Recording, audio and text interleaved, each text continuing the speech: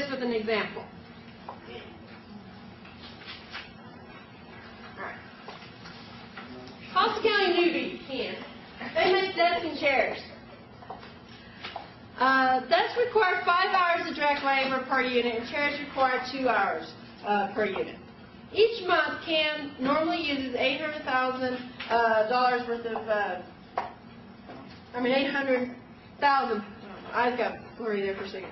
800,000 of direct labor hours, and the company estimates that 1,088,000 of overhead costs each month.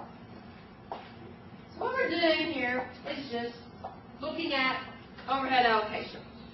We've done this before. So they know that they need to allocate their overhead to 2 products. They're Costa County newbies, so they got that new basics down, and they understand they got to allocate their overhead to their 2 products, desks and chairs. And they decided, well, we know direct labor hours, we've got to keep up with it anyway because we're having to pay our people. Let's just allocate it based on direct labor hours. So they take direct labor hours as their allocation base. So what is their allocation rate? We've done this before.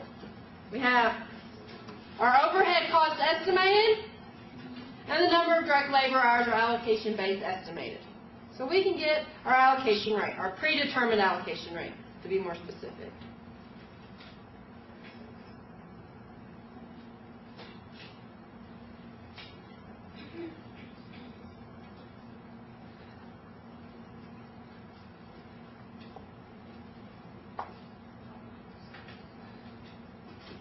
Should get us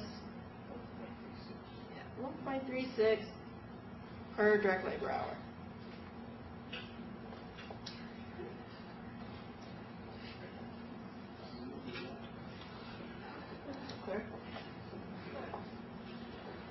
The next one.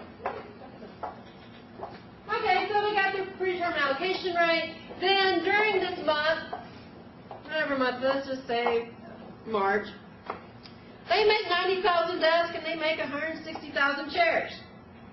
So how much overhead do they need to allocate? Well, if it takes 5 hours direct labor to make a desk, we can figure out how many direct labor hours they use. And if it takes 2 hours to make a chair, we can figure out how many direct labor hours. So for desk, it takes 5 hours of direct labor to make a desk. We made 90,000 desks. That gives us our total direct labor hours times our rate, $1.36.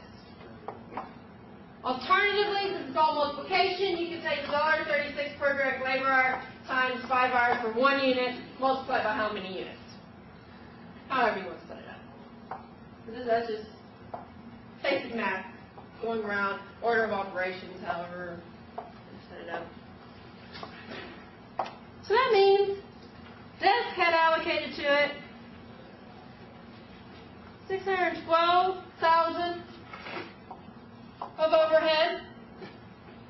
Chairs, they take 2 labor hours, made 160,000 chairs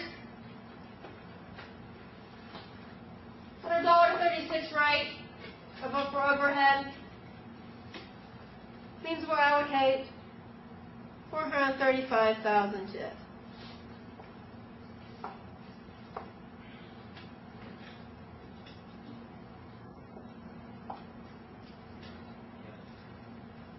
So desk gets 612,000 chairs to 435,000. 435,200. Yeah. Oh, 40. Yeah, I forgot the 2. Yeah. Total overhead doesn't ask for it, but just, just to get an idea. Total overhead allocated was in.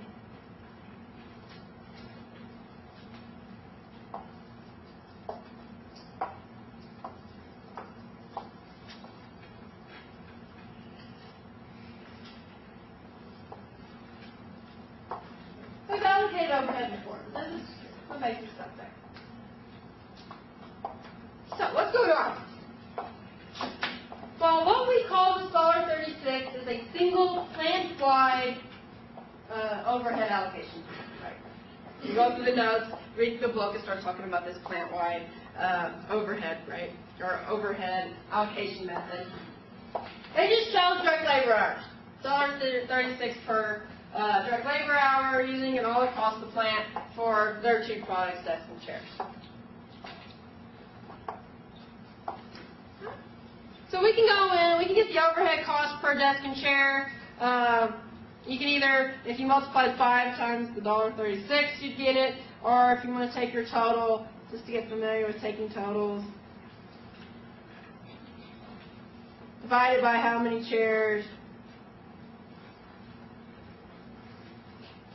or how many desks, chairs.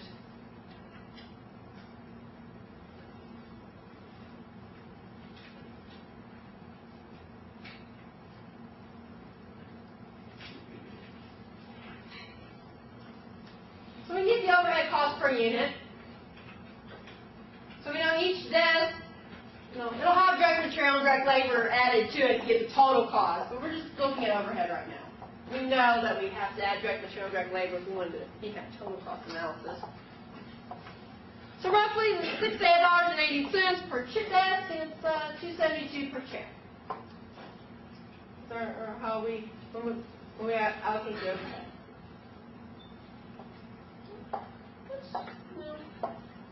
For many companies, perfectly fine, plant-wide method. It's simple. It's,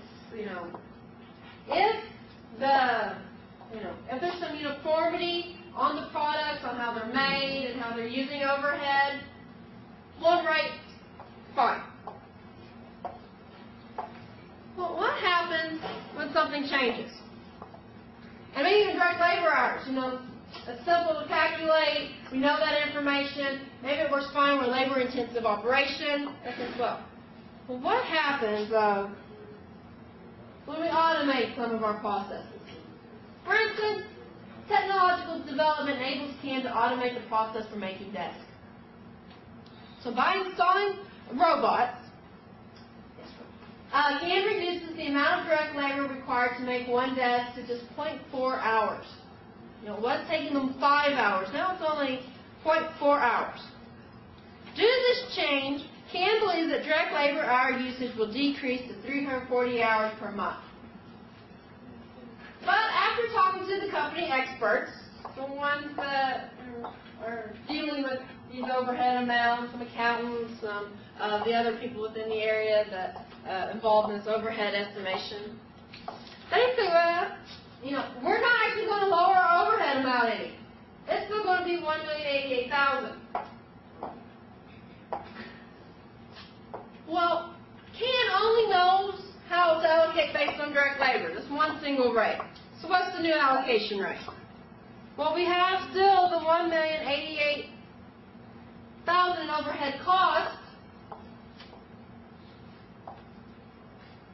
but our estimated allocation base has changed.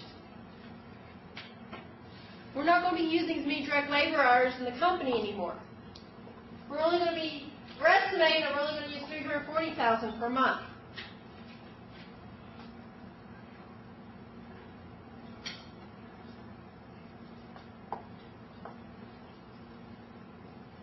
So our new allocation rate is $3.20 per direct labor hour.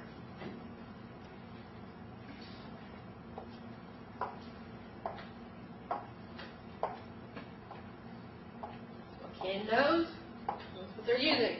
So they go,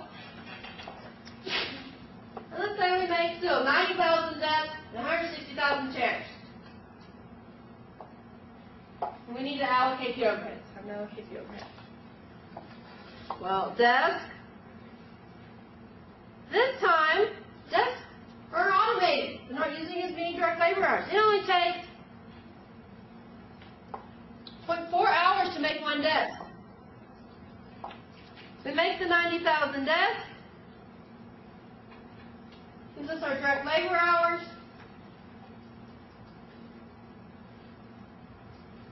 Times our allocation rate. Tells us we'll allocate $115,200 for desk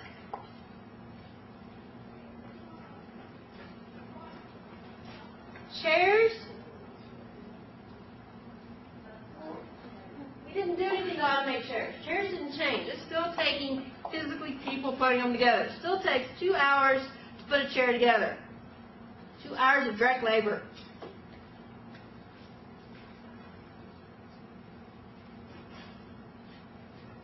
Times our 320 allocation rate. We're allocating 1,024,000 overhead chairs.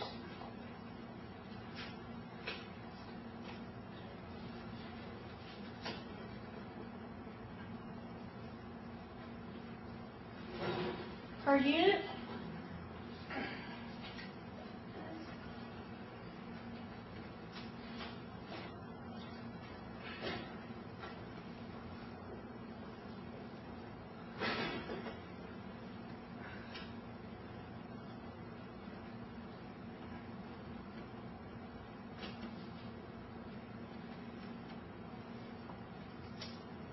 Overhead cost per unit. $1.28 per desk, $6.40 for chairs.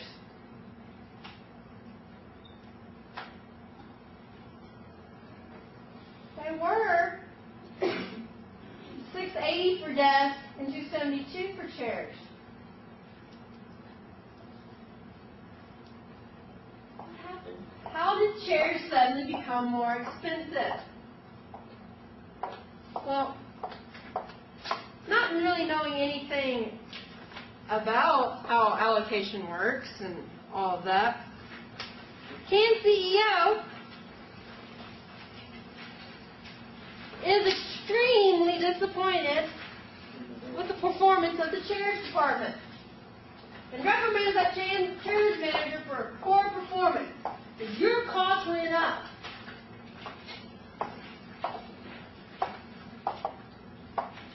But the CEO is extremely happy with the desk performance.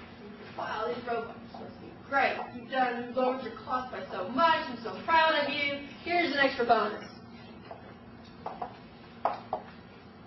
Chairs manager is quite upset.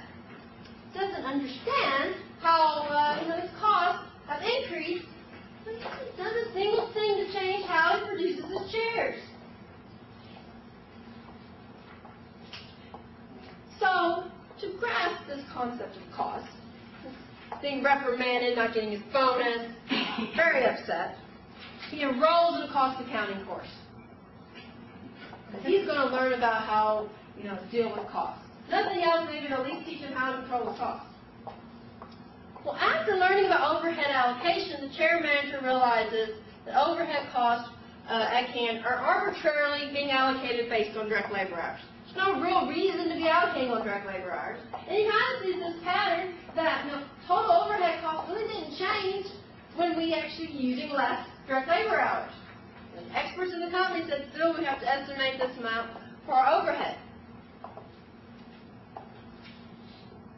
So after further investigation, he says that these direct labor hours causing little, if any, overhead costs, and thus are not the appropriate cost driver. So we've talked before in Chapter 6 a little bit about overhead costs, appropriate cost drivers. So he's at this point. And trying to figure out, well, what is the appropriate cost driver? Initially looks at machine hours. He's stuck on this whole plant-wide allocation, right? One thing for all of it. But he looks at the machine hours and says, well, I like these. I don't use much machine hours. I'm not really going to get much overhead allocated to me. I'm going to look great. But the chair manager is an honest person and realizes, well, yes, I will get less allocated overhead, but the desks suddenly get so much more overhead allocated to it because they are using machine hours. They're using the robots to put it together. So this one cost driver isn't going to work. So he learns a little bit more and starts thinking, well, maybe overhead costs are not being driven by just one cost driver. Maybe there's multiple cost pools with their own cost drivers. So we talked a little bit about that on two-stage cost allocation. He gets to his activity-based costing chapter in his cost accounting course and decides activity-based costing is a more accurate measure of allocating the cost out. He goes and does a little extra work and finds out some activities that consume the resources and identifies the costs that he can assign to them. Step one in activity-based costing is going to be to identify the activities that make up that overhead. It's going to be then, second step is, well, what costs out of my total overhead bucket go with each activity? And then what is driving the cost of those activities? Goes to find there's many activities going on. What's a typical? Company has many activities going on.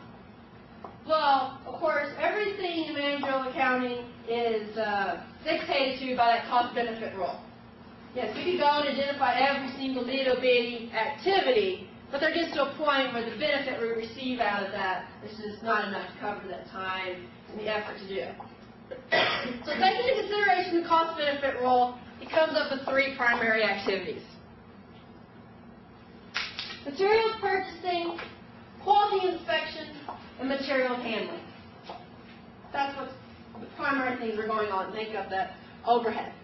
Materials are being purchased, quality inspections are being done, going through all the costs related to that, materials handling. So materials purchasing will involve some purchasing costs, going and through evaluating the suppliers, quality inspections, got the inspector's salaries and their materials and everything, and materials handling, so the process of taking those materials from one area to the other. So the next step is to identify the cost related to each activity and a cost driver for each one. So it goes through, it knows how this estimated $1,088,000. It figures out the cost related to materials purchasing, estimating $130,560. And since the best cost driver for that is that we don't purchase anything unless we have a purchase order. Purchase orders, the number of purchase orders is the best cost driver for that activity. Quality inspection. Well, we don't have to have anybody on staff, we don't have to use any materials unless we have an inspection done. So the number of inspections is driving that cost. Materials handling, well, they have this whole process where they request, they fill out a material requisition form. Well, that drives the need to handle the materials over to the next department. So those are the cost drivers identified. So he's a real go-getter. He figured all this out. Yes, most mistakes we don't have all the information. You go and find all of that. So that's the first stages of activity-based costing. So what we're concerned with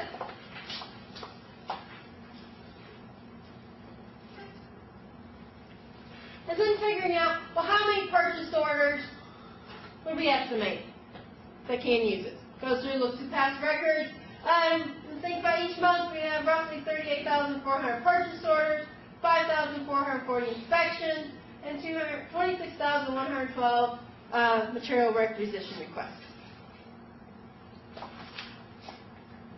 We can now use the same format as to when we allocate overhead using a single cost driver to get an allocation rate.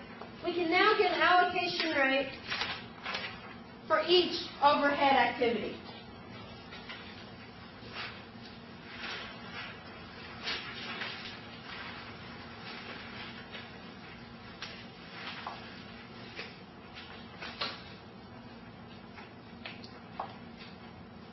We have three activities.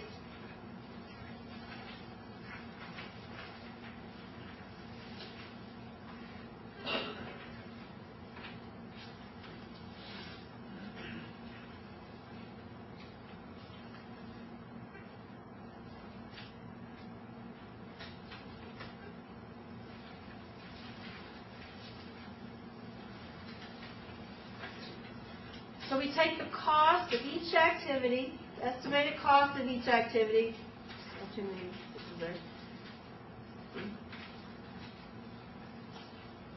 and divide it by its allocation base, which is total estimated for its cost driver.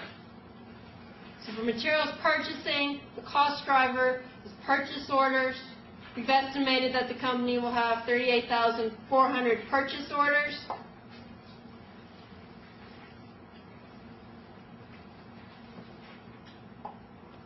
So our allocation rate is $3.40 per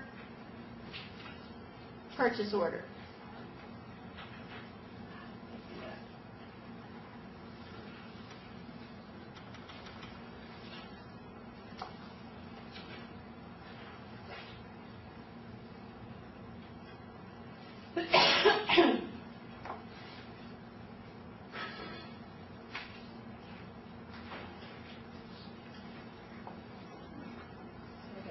Sorry.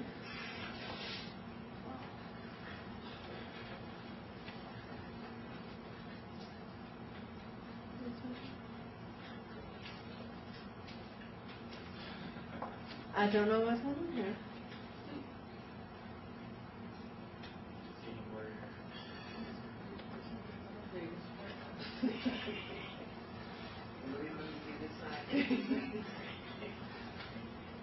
Machine is just deciding all need to go see an eye doctor and quality inspections. We estimate 435,200 costs related to quality inspections. The cost driver we chose was the number of inspections.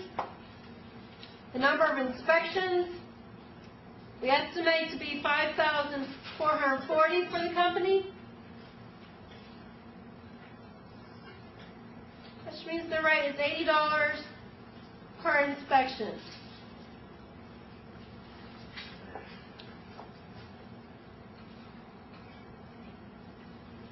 Finally, materials handling.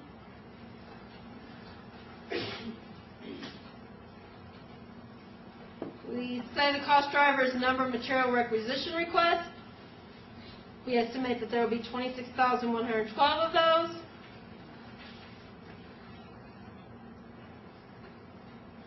So $20 per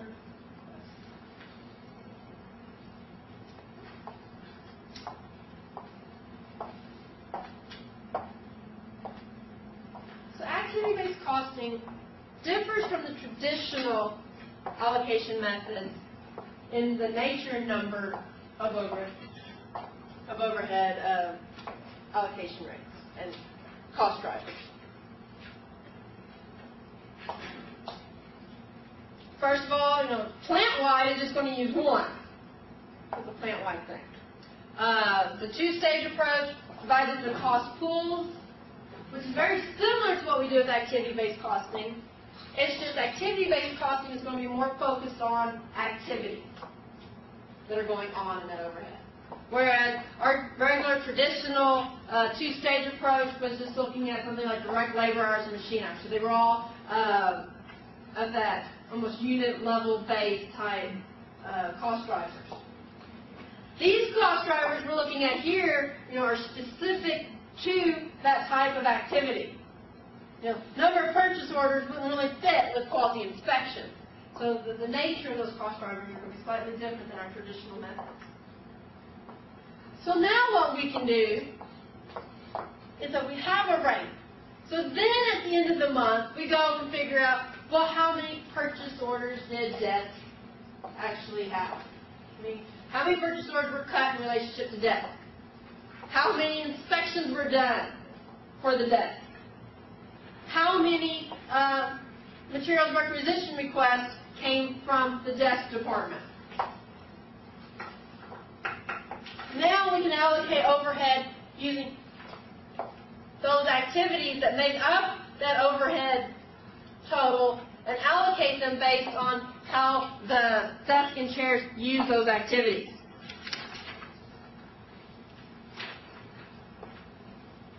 So desk and chairs use the following.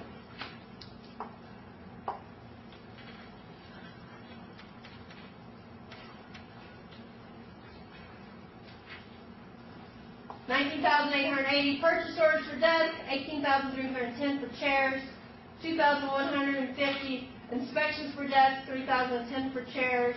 Material requisition, 9,800 done for desk, 15,600 for chairs. We again make the same 90,000 desks and 160,000 chairs. We're in a rut. Allocate now based on this information. Direct labor hours, done with that. We're going to use it based on what we calculate up here and what actually happened in terms of purchase orders, inspections, and material requisition requests. So.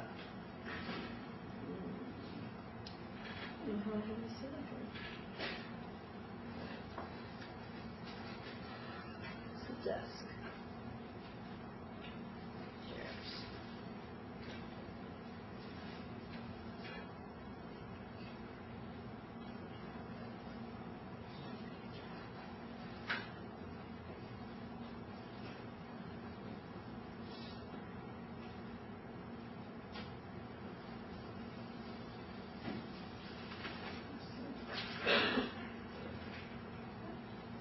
Take the number of purchase orders per desk times the allocation rate for purchase orders. We get the $67,592 of overhead related to materials purchasing is allocated to desk. Chairs.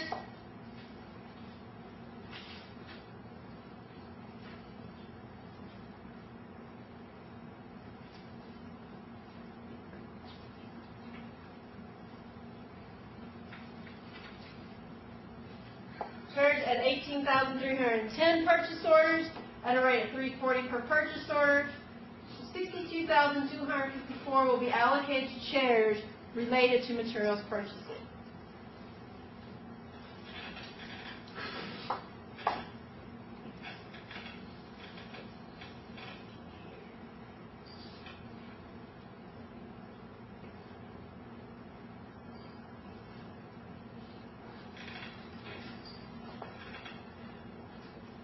Simply go down and do that for each one of these.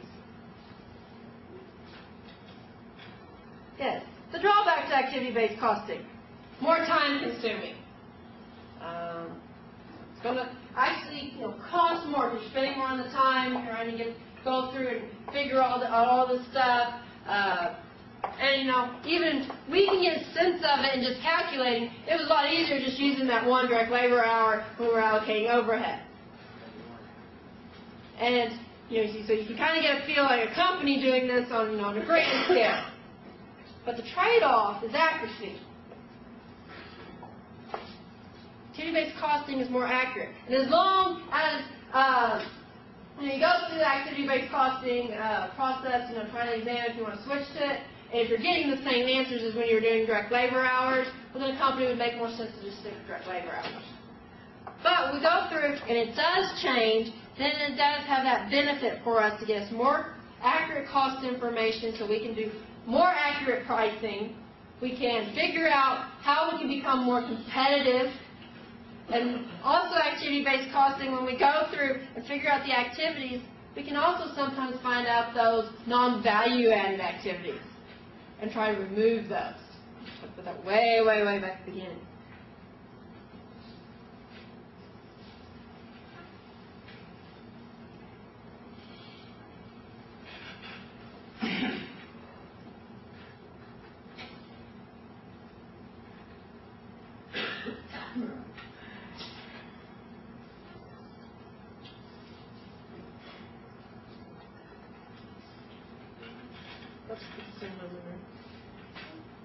This one.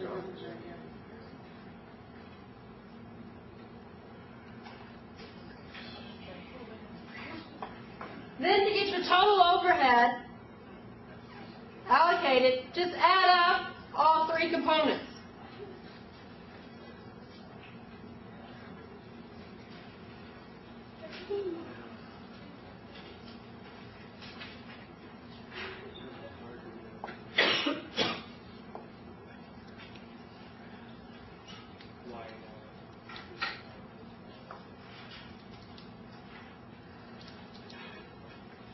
Now we can get the cost per unit, per desk, overhead cost per unit.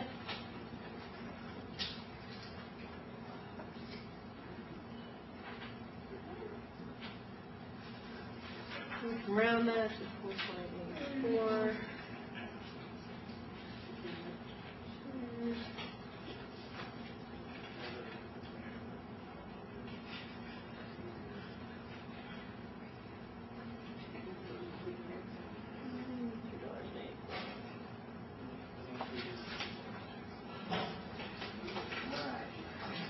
Now, yes.